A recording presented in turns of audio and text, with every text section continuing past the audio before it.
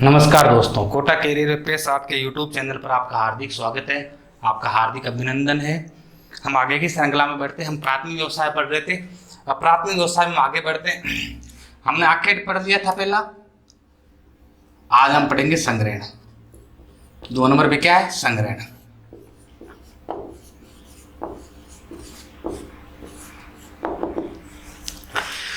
संग्रहण का तात्पर्य है इकट्ठा होना। पहले एक बात देखते हैं पूरे। संग्रहण का तात्पर्य इकट्ठा करना, इकट्ठा करना। यह भी आखेट के बाद प्राचीनतम उद्योग है। आखेट के बाद यह आखेट के साथ प्राचीनतम उद्योग है।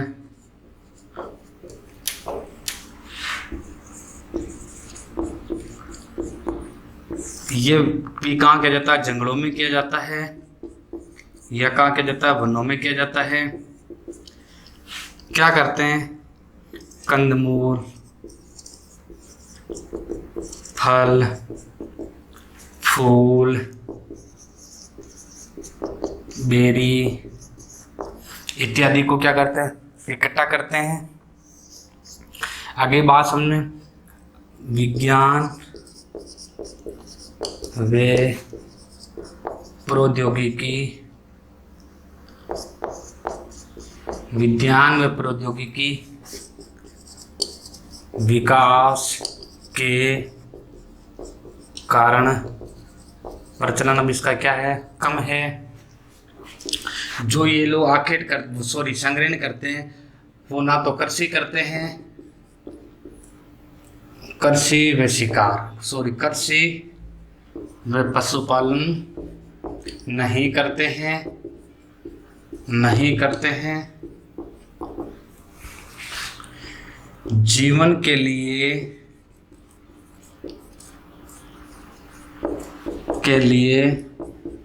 न्यूनतम, जीवन के लिए न्यूनतम आवश्यकता की वस्तुओं से अपना जीवन यापन करते हैं। अब संग्रहण का क्या है? बाजार की प्रतिस्पर्धा से जुड़ा हुआ है। बाजार की प्रतिस्पर्धा से क्या हुआ है? जुड़ा हुआ है। बाजार की प्रतिस्पर्धा से क्या हुआ है? जुड़ा हुआ है। जब बाजार की प्रतिस्पर्धा से जुड़ा हुआ है तो ये जो भी चीज इकट्ठी करते हैं उसको क्या करते हैं? बाजार में निर्यात कर देते हैं, निर्यात कर देते हैं। आगे की चीज हम आगे में देखेंगे। देखो, संग्रहण, संग्रहण का तात्पर्य इकट्ठा करना। हमने आखेट पढ़ लिया था। आखेट के बाद संग्रहण। अब आपसे पूछ ले संग्रहण किस में आता है? तो प्राथमिक व्यवसाय में आता है। तो संग्रहण, संग्रहण का तात्पर्य इकट्ठा करना। अगर आप किसी चीज को इकट्ठा करके लाते हो तो आप संग्रहण कर रहे हो। जैसे आप मान लो, एक उदाहरण बता रहा हूं।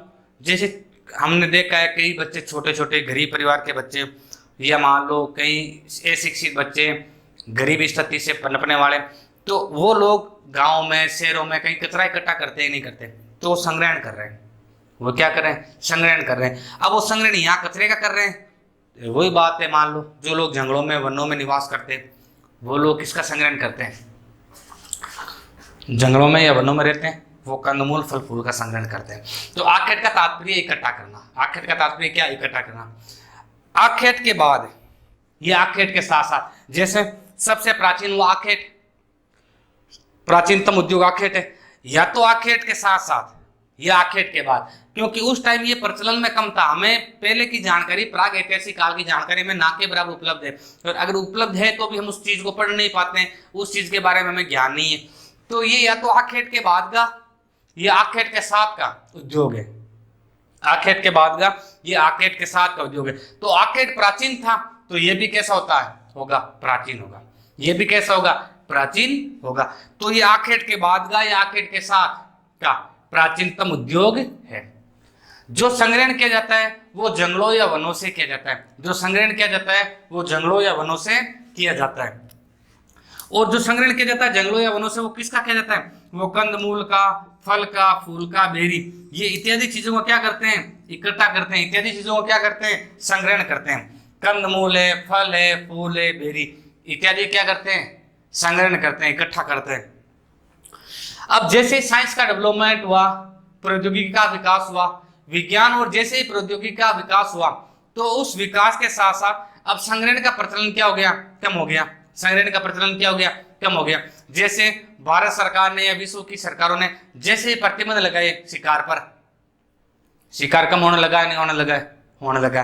तो वैसे ही विज्ञान और प्रौद्योगिकी का विकास हुआ है, वैसे वैसे संग्रहण क्या होने लगा है, कम होने लगा है। अर्थात इसका अब आपसे पूछ ले संग्रहण कम होने का प्रमुख कारण है तो वैज्ञानिक विकास, दूसरा प्रौद्योगिकी विकास। विज्ञान और प्रौद्योगिकी विकास की बदौलत ही या इन दोनों कारणों के कारण ही संग्रहण कम होने लगा है।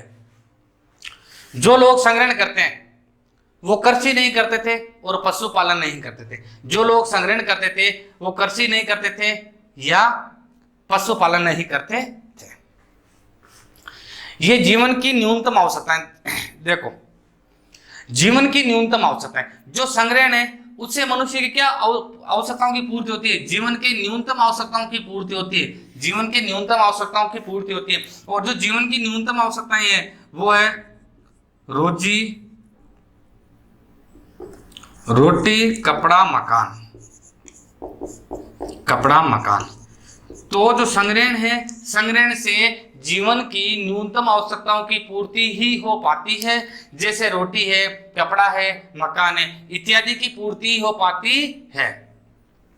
अब जो संग्रहण है, ये संग्रहण का क्या है, बाजार की प्रतिस्पर्धा से जुड़ा होने लगा है। संग्रहण का बाजार की प्रतिस्पर्धा से क्या होने लगा है, जुड़ा होने लगा है। अब देखो जब बाजार की प्रतिस्पर्धा से जुड़ा होगा किसी चीज का तो उसका मतलब है उसका लेन देन होगा, आयात निर्यात होगा। तो जो लोग संग्रहण करते हैं तो संग्रहण का बाजार की प्रतिस्पर्धा से जुड़ा हो गया। तो अब जो संग्रहण करने वाले लोग हैं वो फल है, फूल है, बेरी है या विभिन्न प्रकार के पेड़ पौधों की पत्तियां हैं, वो बाजार में लाकर क्या करते हैं, निर्यात करते हैं। वो बाजार में लाकर क्या करते हैं, निर्यात करते हैं। अर्थात बाजार में लाकर क्या करते हैं, उनको बेचते हैं। बाजार में लाकर क्या करते हैं, बेचते हैं। जब बाजार में लाके बेचते हैं तो बताओ इनका जीवन यापन सुदृढ़ होगा, कमजोर होगा, इनका जीवन यापन सुदृढ़ होगा। तो इससे इनका जीवन यापन क्या हो रहा है, सुदृढ़ हो रहा है, अर्थात मजबूत हो रहा है। इनका जीवन यापन क्या हो रहा है, मजबूत हो रहा है या सुदृढ़ हो रहा है। जब बाजार की प्रतिस्पर्धा से जुड़ा हुआ बाजार में ये लोग फल फूल पत्तियां विभिन्न प्रकार की औषधियां बेचने लगे तो अब इन औषधियों से क्या है, विभिन्न प्रकार की दवाइयां बनाई जाती है। इन औषधियों से विभिन्न प्रकार की क्या बनाई जाती है, दवाइयां बनाई जाती है। आपको पता हो तो एक उदाहरण बता देता हूं मैं। आपने आयुर्वेदिक नाम सुना है। जो आयुर्वेदिक है वो दवाइयां जितनी भी होती है वो पेड़ पौधों की पत्तियों से, पेड़ पौधों की छालों से या पेड़ पौधों के किसी ना किसी प्रकार की औषधि से उनसे निर्मित होती है। तो इनसे विभिन्न प्रकार की क्या निर्मित होने लगी है, औषधियां निर्मित होने लगी है।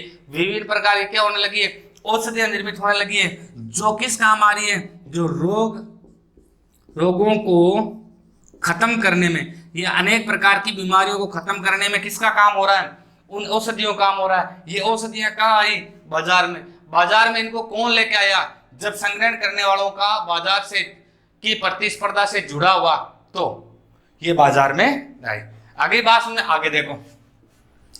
जो संग्रहण है, जो लोग संग्रहण करते हैं उन लोगों के लिए एक चीज और देख लेना, जो चीज लाके बाजार में बेचते हैं उसे क्या निर्मित होती है, उससे विभिन्न प्रकार की औषधियां निर्मित होती है।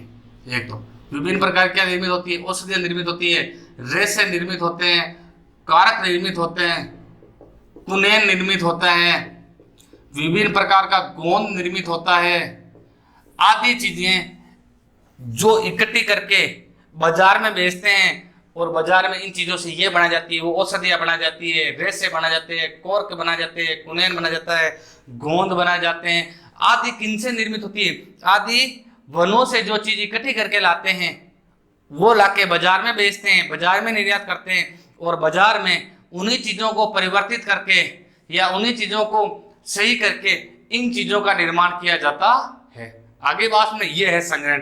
अब आपसे पूछ ले संग्रहण कहाँ किया जाता है, तो संग्रहण किया जाता है जो क्षेत्र वनों वाला क्षेत्र है, जो क्षेत्र जंगलों का क्षेत्र है, जो क्षेत्र वनों का क्षेत्र है, वहां यह संग्रहण किया जाता है। जैसे प्रायद्वीप भारत, प्रायद्वीप भारत है वो जंगलों का या वनों का क्षेत्र है। प्रायद्वीप भारत यानी जो दक्षिण का भारत है, तीन और जल से घिरा हुआ है, वो भारत जो भारत तीन और जल से घिरा हुआ है वो भारतीय प्रायद्वीप भारत कहलाता है। ये प्रायद्वीप भारत के अनेक पर्वतीय क्षेत्र है जहाँ विभिन्न प्रकार की औषधियां पाई जाती है। वहां उन औषधियों को इकट्ठा करते हैं। और पूछ ले हिमालय पर्वतीय क्षेत्र, हिमालय पर्वतीय क्षेत्र, तो हिमालय पर्वत पर भी विभिन्न प्रकार की औषधियां पाई जाती है। और जहाँ विभिन्न प्रकार की औषधियां पाई जाती है उन औषधियों को ये लोग इकट्ठा करके लाके बाजार में बेचते हैं, जिससे विभिन्न प्रकार की चीजें बनाई जाती है जो जीवन के लिए बहुत ही महत्वपूर्ण है। ये है संग्रहण। संग्रहण का मतलब इकट्ठा करना। आखेट के बाद या आखेट के साथ साथ ये प्राचीनतम उद्योग है। यह संग्रहण जंगलों या वनों से किया जाता है। जंगलों या वनों से कंदमूल, फल, फूल, बेरी इत्यादि को इकट्ठा करके लाते हैं। जैसे विज्ञान और प्रौद्योगिकी का विकास हुआ तो इसका प्रचलन कम हो गया। जो लोग संग्रहण करते हैं वो कृषि या पशुपालन नहीं करते हैं। ये संग्रहण जीवन के लिए न्यूनतम आवश्यकताओं की पूर्ति कर पाता है, जैसे रोटी, कपड़ा और मकान। अब धीरे धीरे इनका बाजार की प्रतिस्पर्धा से जुड़ा हुआ है, तो ये अपनी जो चीज इकट्ठी करके लाते हैं, कंदमूल, फल, फूल, बेरियां, जितनी भी पौधों की औषधियां, पत्तियां इकट्ठी करके लाते हैं, वो बाजार में बेचते हैं। जब ये बाजार में बेचते हैं तो इनकी अर्थव्यवस्था होगी है सुदृढ़, और बाजार के लोग उनसे विभिन्न प्रकार की औषधियां बनाते हैं जो अनेक रोगों के, अनेक बीमारियों को खत्म करने में सहायक है। अब क्या क्या बनाते हैं? औषधियां बनाते हैं, रेशे बनाते हैं, कोरक, कुनैन, गोंद आदि प्राप्त करते हैं। जो संग्रहण है वो जंगलों या वनों से किया जाता है। प्रायद्वीप भारत है, हिमालय पर्वतीय क्षेत्र है, इन क्षेत्रों से क्या किया जाता है? संग्रहण किया जाता है। ये 2 नंबर हो गया आपके संग्रहण। अब इसके आगे की चर्चा करते हैं।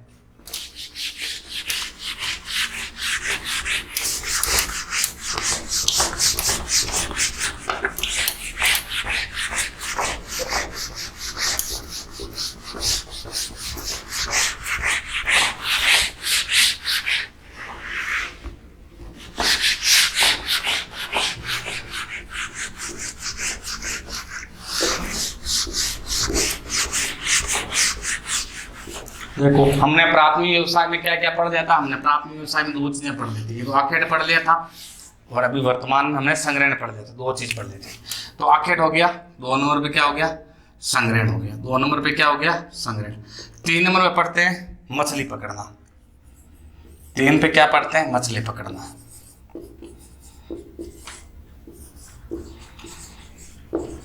तीन पे क्या पढ़ते हैं? मछली पकड़ना। आगे बात में मछली है वो तटवर्ती क्षेत्रों से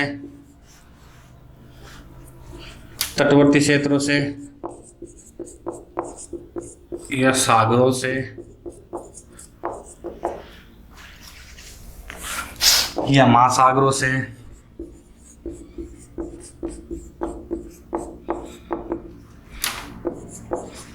या झीलों से या कई नदियों का क्षेत्र है, मान लो नदियों के आसपास के क्षेत्र से, इनसे पकड़ी जाती है। आगे बात में मछलियाँ आदि कहाँ मिलती है? जहाँ मछलियाँ वहीं अधिक मिलती है, मछलियाँ वहीं अधिक मिलती है जहाँ गर्म व ठंडी जलधाराओं का मिलन हो। ठंडी जल धाराओं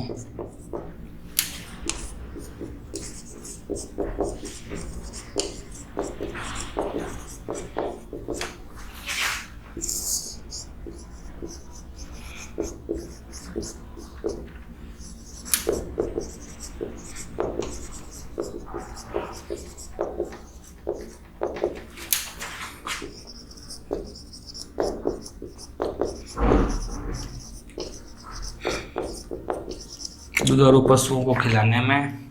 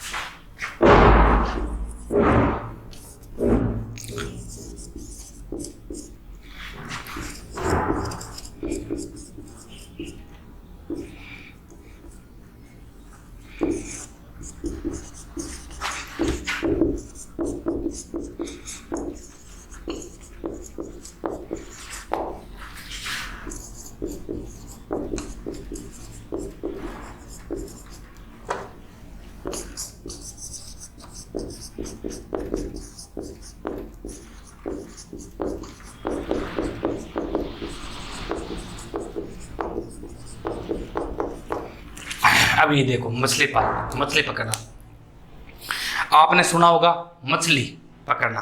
तो मछली कहाँ पकड़ते हैं, मछलियाँ मिलती कहाँ है? मछलियाँ वही मिलती है जिस क्षेत्र में जल की उपलब्धता हो, जिस क्षेत्र में किसकी उपलब्धता हो? जल की उपलब्धता हो। तो देखो मछलियाँ कहाँ कहाँ से पकड़ी जाती है? या तो तटवर्ती क्षेत्रों से पकड़ी जाती है। तटवर्ती क्षेत्र का मतलब ये है, जैसे ये कोई क्षेत्र है, इस क्षेत्र के पास में जल है, तो यहाँ ये तट है, इस तटवर्ती क्षेत्र में पकड़ी जाती है। या मछलियां पकड़ी जाती है सागरों में, या मछलियां पकड़ी जाती है महासागरों में। सागर कम जलराशि वाला, अथा जलराशि वाला, अथा यानी ज्यादा, ज्यादा जलराशि वाला महासागर, कम जलराशि वाला सागर। यह कहां से पकड़ी जाती है? झीलों से। यह कहां से पकड़ी जाती है? नदियों से।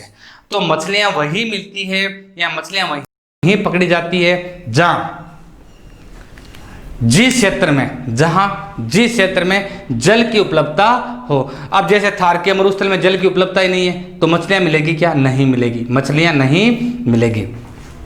तो मछलियां वही पकड़ी जाती है जहां जल की उपलब्धता हो, जैसे तटवर्ती क्षेत्र है, सागर है, महासागर है। सागर का बड़ा रूप महासागर होता है, सागर में जलराशि कम होती है, महासागर में जलराशि ज़्यादा यात्रा होती है। या झीलों में या नदियों से, इनसे मछलियां पकड़ी जाती है। मछलियां अधिक कहाँ मिलती है? मछलियां अधिक वहीं मिलती है जहाँ गर्म व ठंडी जलधाराओं का मिलन हो। गर्म और ठंडी जलधाराओं का क्या हो? मिलन हो। मैं आपको समझा दूंगा ये क्या है। मछलियां वहीं अधिक पकड़ी जाती है, जैसे ये गर्म जलधारा है, ये ठंडी जलधारा, जहाँ इन दोनों का मिलन होगा वहाँ मछलियां अधिक मात्रा में मिलती है। ऐसा क्यों? अब मैं आपको तरीका बता देता हूँ, उदाहरण बता देता हूँ इसका। आप ऐसे समझिए कि मान लो ये गर्म जलधारा है, जल का एक निरंतर क्रिया में बहना जलधारा कहलाती है। ये मान लो गर्म जलधारा है। गर्म जलधारा का मतलब है जो यहाँ का जो पानी ये बह रहा है ना, तरीका समझना, जो ये पानी बह रहा है ना, ये पानी गर्म है। ये पानी क्या है? गर्म है। तो आप बताओ, जब पानी गर्म है तो वहाँ का टेम्परेचर ज़्यादा है, टेम्परेचर ज़्यादा, तापमान ज़्यादा है।